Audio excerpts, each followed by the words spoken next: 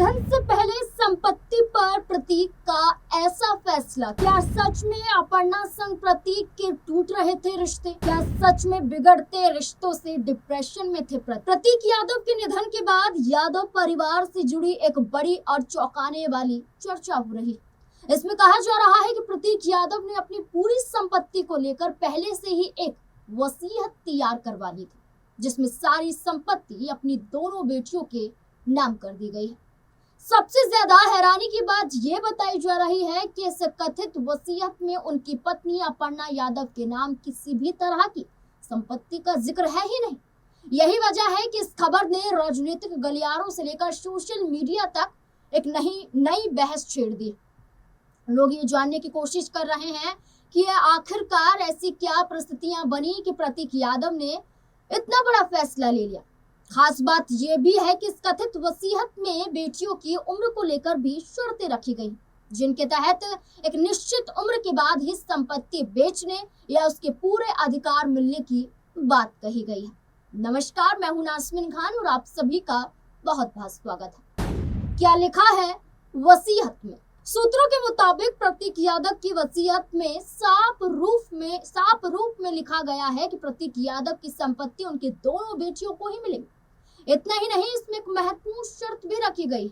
दावा किया जा रहा है कि बड़ी बेटी को 25 से 27 साल की उम्र में पूरी होने के बाद ही संपत्ति बेचने या अपने हिसाब से इस्तेमाल करने का अधिकार मिलेगा। तब तक संपत्ति का इस्तेमाल तो किया जा सकेगा, लेकिन इसे बेचा नहीं जा सकेगा। यानी कि ये कहा जा रहा है कि जब बेटियां मैच्योर हो जाएंगी, जब समझदारी आ जाएगी, जब उन्हें इतनी समझ हो जाएगी कि इस संपत्ति के साथ क्या करना है, पैसों के साथ क्या करना है, क्या अपनी ज़रूरतों के हिसाब से इन पैसों का इस्तेमाल करना है, यानी कि जब उनमें समझदारी आ जाएगी, इसके बाद ही वो फैसला ले सकती हैं कि संपत्ति के साथ क्या किया जाए, या पूरी तरह से अधिकार तभी मिलेगा। तभी ये उम्र 25 से 27 साल की रखी गई है।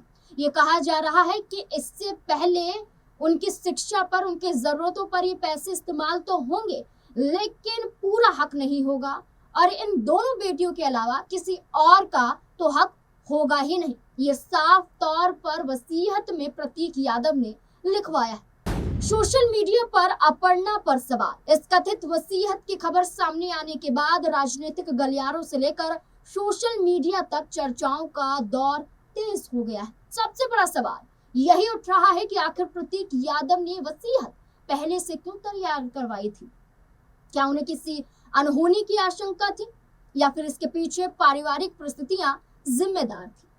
फिलहाल इन सवालों का कोई आधिकारिक जवाब सामने नहीं आया, लेकिन चर्चाएं लगातार जारी है। अपर्णा संग प्रतीक के बिगड़े थे रिश्ते। दरअसल इसी साल की शुरुआत में प्रतीक यादव और अपर्णा यादव के रिश्तों को लेकर भी कई चर्चाएं सामने आई थी।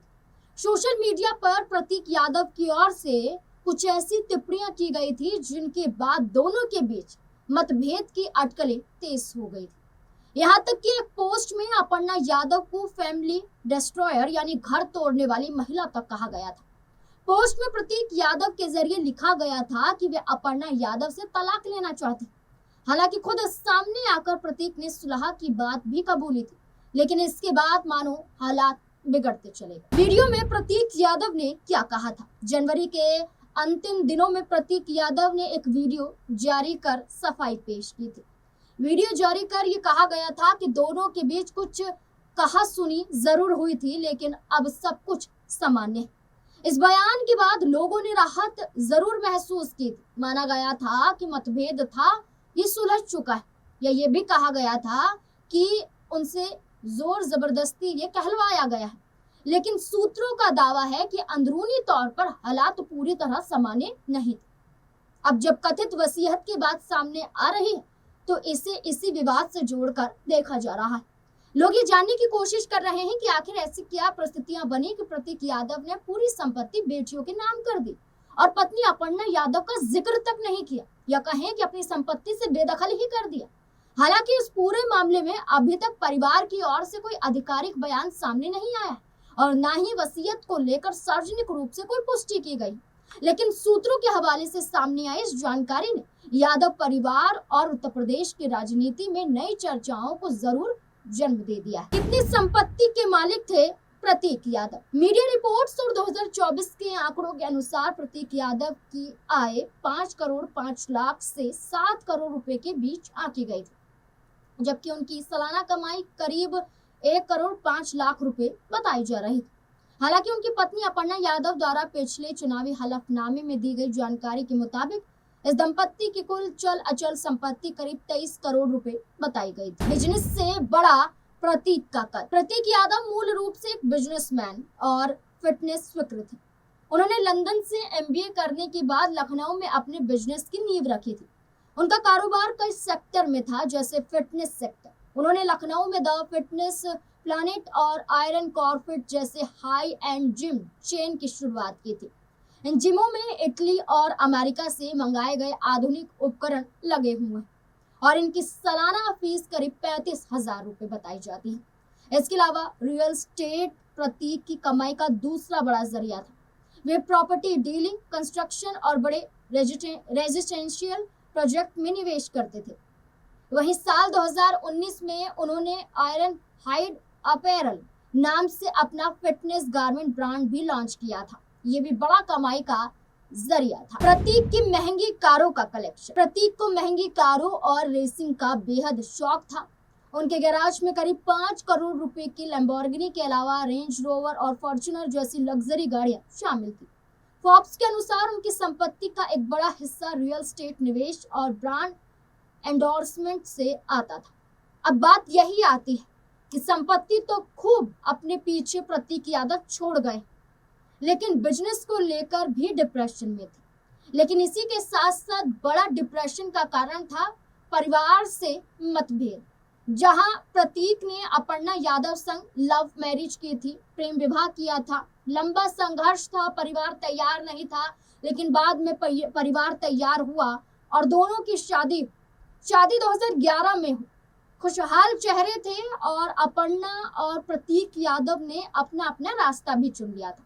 प्रतीक यादव नहीं चाहते थे राजनीति में आना, तो उनका ये फैसला सर्वोपरि रखा गया और राजनीति से इतर हटकर वो बिजनेस करते हुए नजर आए और कई तरह के शौक भी उनके देखे गए। यहाँ तक कि न सिर्फ शौक और न सिर्फ बिजनेस बल्कि एनजीओ भी चलाते हैं, जहाँ जानवरों की सुरक्षा के लिए जो आवारा जानवर हैं उन्हें कैसे सहायता प्रदान की जाए, इसके लिए भी बेहतर तरीके से उनका एनजीओ काम करता है। और कई तस्वीरें, यहाँ तक कि जब अंतिम विदाई थी, अंतिम यात्रा निकली थी, तो उस यात्रा के दौरान प्रतीक यादव के जिस तस्वीर का इस्तेमाल किया गया था, इस तस्वीर में 2 डॉग भी उनके साथ थे। ये तस्वीर मुस्कुराती हुई थी और जानवरों के साथ उनका लगाव दिखाया गया था, प्रेम दिखाया गया था और इसके साथ साथ बताया गया था कि कितने मिलनसार प्रतीक यादव हैं। अपर्णा यादव ने राजनीति में आने का फैसला लिया और प्रतीक यादव ने सम्मान किया और अपर्णा यादव को राजनीति में आने दिया, कभी भी बाधा उत्पन्न नहीं की। लेकिन बीते कुछ दिनों से इन दोनों के बीच में मनमुटाव चल रहा था, जिसको लेकर पोस्ट का हमने जिक्र किया। इसके बाद वीडियो का जिक्र किया कि कैसे प्रतीक यादव ने सफाई पेश की कि सब कुछ ठीक हो गया है, लेकिन फिर उनकी तबीयत का बिगड़ना, लगातार मेदांता हॉस्पिटल में भर्ती होना और कभी मुंबई के हॉस्पिटल में भर्ती होना, तो कभी ये बात सामने आना कि प्रतीक यादव अपनी बीमारियों के चलते सही तरीके से सरवाइव नहीं कर पा रहे थे। कई तरह की खबरें सामने आई और प्रतीक यादव 13 मई की सुबह अपना दम तोड़ चुके थे। ये सब जानते हैं अब कि किस तरह से प्रतीक यादव अपने ही किचन में अचेत अवस्था में पाए गए। इसके बाद आनन फानन में उन्हें अस्पताल ले जाया गया और लखनऊ के सिविल अस्पताल में जाने के बाद डॉक्टरों ने उन्हें मृत घोषित कर दिया, जिसके बाद अब ये पूरा वाकया देखने को मिला। इसके बाद ये कहा गया डिप्रेशन में चल रहे थे, ये भी कहा गया जहरीली पदार्थ का सेवन है, लेकिन जब पोस्टमार्टम हुआ तो ना ही कोई जहरीले पदार्थ के सेवन की बात आई, ना ही कोई डिप्रेशन की बात आई कि ब्लड क्लॉटिंग की वजह से, फेफड़ों में ब्लड क्लॉटिंग की वजह से, खून के थक्के जमा होने की वजह से उनके शरीर के जो ऑर्गन है उन्होंने काम करना बंद कर दिया, हार्ट अटैक आ गया और इस वजह से उनका निधन हो गया।